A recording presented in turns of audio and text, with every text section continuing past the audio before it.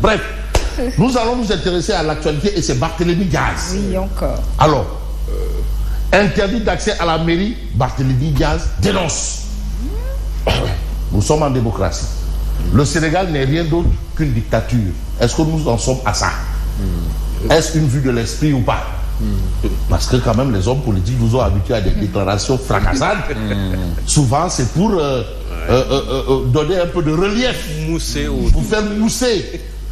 Et quand on dit mousser, bon, nos parents de l'air savent de quoi il s'agit. Le Sénégal oh, le Simon. Tu as un inconditionnel là-bas. C'est Simon. L'air, parce qu'on approche quand même les festivités. Oui. Et vraiment, monsieur Mabouba Diagne. C'est dans 6 jours. Mabouba Diagne, de grâce. Mbam Gatna. Mbam Gatna, ouais, ici, Djourgi le Bok.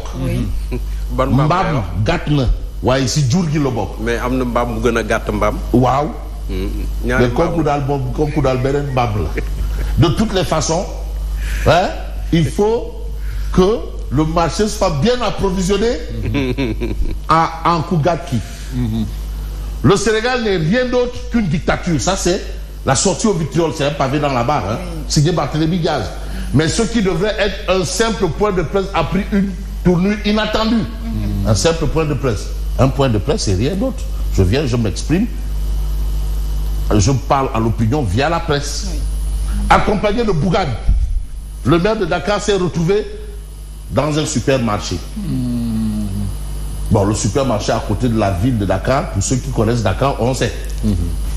J'ai voulu apporter un démenti clair et incontestable à l'opinion nationale et internationale concernant la nature des hommes qui dirigent ce pays. La nature, pas la culture. La nature, naturellement. Chasser le naturel, il revient au galop. La notion de nature et culture. Professeur Pape Bodigna, merci.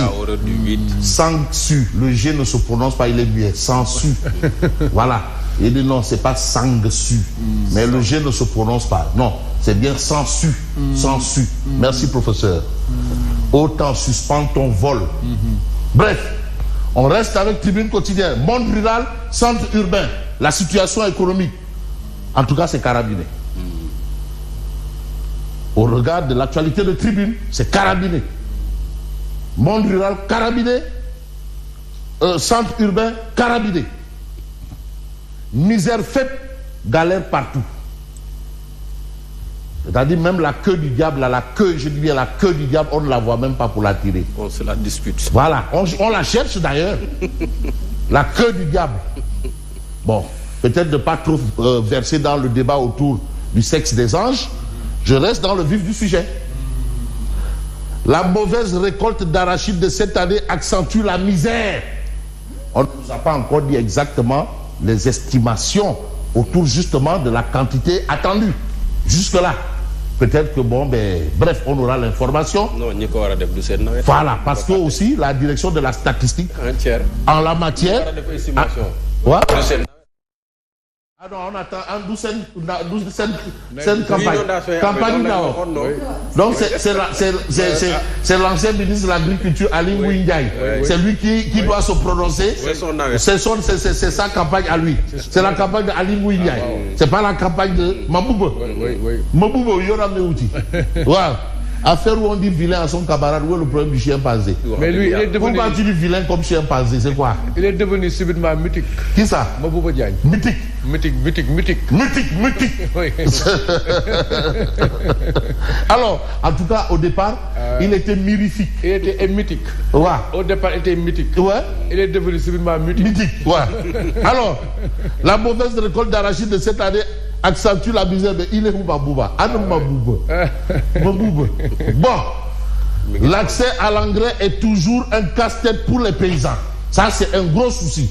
Mais je me rappelle sous Pape Ablaye, mais toutes ces choses-là étaient réglées.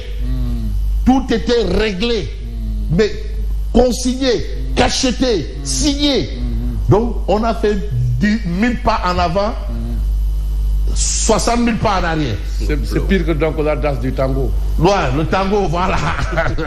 Alors, le pot de café, ça c'est un fait. Ça, c'est Tribune qui nous informe. En tout cas, man, bien café, ça fait longtemps. Man, douté rek, man, douté rek. Ah, ñàkk pexe la. Ku amul yaay namp maam. Ku amul yaay ak maam nga namp sa baaraam rek. mais douté bi tam bu mu yokk de. Ah. bu mu yokk de mbuusu 100 francs buñ ko yokk de. Ah. waaw. Sunu boor bee ko. Léegi attends xaaral est-ce qu'on ne va même pas interdire même la vente du douté? Parce que interdiction moo xew. Interdiction bon. lépp xew. Alors. Le pot de café qui coûtait 3000 francs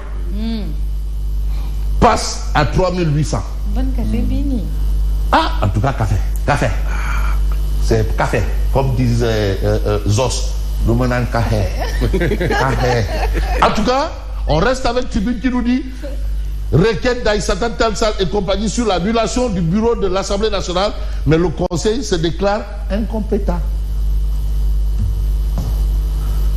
Déclaration de politique générale, DPG, enfin, le PM Sonko a osé prendre sa date. 8 mois après, presque. Kon date bi, le 27, datam la. Du date ken, datam la. Il a pris Mortane, il a choisi sa date, c'est sa date. Datam la. Et le président a saisi l'Assemblée. Et le président a saisi l'Assemblée. Et on passe à Direct News. J'ai envie de prendre deux saisines pour une même déclaration. Générale. On avance. Non, on avance. En tout cas, Direct News pour sa part de revenir sur justement la sortie de Barthélémy Diaz. La police accusée dément et barricade encore la mairie. Ça, c'est ce que relève Direct News. Le Sénégal n'est rien d'autre qu'une dictature. C'est là. Ce sont les propos de Barthélémy Diaz. Diffusion de fausses nouvelles ou pas, c'est lui qui le dit. Diffusion de fausses nouvelles ou pas, en tout cas, Mamba est là pour dire si c'est le cas ou pas. La police a sorti avant hier un communiqué pour, dit-elle, démentir les informations qui circulent dans la presse concernant le supposé blocage des activités de M. Barthélémy Diaz. Bon, voilà un peu ce qui s'est passé hier. Mais aujourd'hui, on va s'intéresser à quoi? On voit un peu le point actuel. Sénégal-Mauritanie, une interrogation. BP va-t-il renoncer à la phase 2 du projet GTA? Question. Des réserves estimées à entre 420 et 560 milliards de mètres cubes de gaz naturel. Le retard accumulé sur la phase 1, dont le démarrage est repoussé à 2025, pourrait avoir refroidi les ardeurs du pétrolier britannique. Des contraintes financières et techniques grippent la dynamique de BP. Voilà un autre souci. Un potentiel coup dur pour le Sénégal et la Mauritanie qui compte sur une manne colossale de recettes estimées entre 80 et 90 milliards de dollars. BP va-t-il renoncer à la phase 2 du projet GTA? C'est une interrogation. Chaque retard pèse sur les investissements. Il faut faire très attention avec ce dossier. Très sensible. Très sensible. Oui. Sensibilité oblige. Parce que ce genre d'information se gérait jusque-là en coulisses. Oui, en coulisses jusque-là. Et depuis quelque temps, c'est étalé sur la place publique. Ça veut dire ce que ça veut dire. Ça veut dire ce que cela veut dire. Voilà. Alors que quand ça passe de information en coulisses. En tout cas, BP a un mandat financier bien garni. Il peut dormir tranquillement sur ses lauriers. Voilà. Et nous avons besoin de ça. Voilà. Est-ce qu'on ne prend pas l'ombre pour la proie? Voilà, c'est ça. Voilà. Assemblée nationale, Sonko va enfin tenir sa DPG le 27 décembre. Ça, c'est ce qu'on a à la une de Vox Pop. Venu pour une conférence de presse, Barth interdit d'accès à l'hôtel de ville de Dakar. Ce sont des informations de Vox Populi, mais qui nous dit également le Conseil constitutionnel se déclare incompétent par rapport à la requête de Maître Aïssata Tall Sall. Mais vous avez Walf Quotidien qui nous ramène Abdoul Mbaye Keba. Loi de finances 2025, atout et faiblesse. Mais Abdoul Mbaye ne considérait aucun effort de réduction du train de vie de l'État n'apparaît. Aucun effort. De réduction du train de vie de l'État n'apparaît. Ça, c'est ce que retient et fait retenir, bien entendu, Abdoul Mbaye. Mais vous avez, bien entendu, les échos. Affaire Didier Badji Fulbert Sambou. Le dernier acte posé par le juge avant son affectation. C'est lequel? Pour éclairer sa lanterne, il avait demandé la géolocalisation de leur appel téléphonique. Une délégation judiciaire avait été adressée en ce sens aux autorités de la gendarmerie. Ça, ce sont les informations du journal Les Échos. Diaz se heurte à une barrière de la police, venu faire une conférence de presse. Mais on reste toujours dans la presse. Et on va peut-être nous intéresser à quel journal? Le quotidien. Bénin, mandat d'arrêt contre le patron de Télium. Un coup de talon, comme Patrice Talon. Yérim sont poursuivis pour escroquerie, c'est quand même lourd. Non-établissement d'état financier sur évaluation frauduleuse et entre autres. Vous avez des réactions ici. MMSO et TIAM ne se sont jamais vus signifier le jugement. Le dossier en instance au CIRDI. Barthes apporte un démenti à la police, bloqué encore devant, bien entendu, l'hôtel de ville. Mais on ne va pas vendre à Villeprix l'information. Une interrogation du quotidien Le Public. DPG le 27 décembre, d'accord. Enterrer vif Barthes et camoufler ses insuffisances par le discours du président. Parce que le discours du président, c'est le 31. Tu fais un DPG le 27. Donc le temps, ça va durer. En fait, le débat durera le temps d'une rose. À peine effectué, il y a le discours du président qui viendra étouffer. Mais et le but de la manœuvre, c'est quoi? Voilà les interrogations du journal Le Public. Mais qu'est-ce que Ousmane Sonko va dire qu'il n'a pas dit depuis avril? Il va dire quoi? Une DPG pour les 3 ans à venir, une année est presque écoulée et 2028-2029 sera électorale. Vous avez un fait. Sonko veut-il créer une affaire dans l'affaire en enterrant la politique de sa DPG à lui par l'adresse à la nation du président? Alors, l'affaire Barthes ayant agité le pays, le PM semble divertir les Sénégalais par sa DPG. Vendredi. Samedi, dimanche, lundi. 31, le président vient. Et après, on retient l'adresse à la nation. Voilà un peu. Ce sont des faits que soulève bien entendu le public. Mais on va rendre public l'information de Odia, parce que Odia aussi est dans la place. Oba Diakité. Je ne sais pas où est Odia, parce que Odia, lui, il est toujours loin. Soit il est près, soit il est loin. Soit il est si près, si loin. Si près, si loin. Le titre d'un ouvrage. Alors, hein? Cher Diallo, si près, si loin, bien entendu. Docteur Cheikh Diallo, directeur de l'école d'art oratoire et de leadership. Si près, si loin.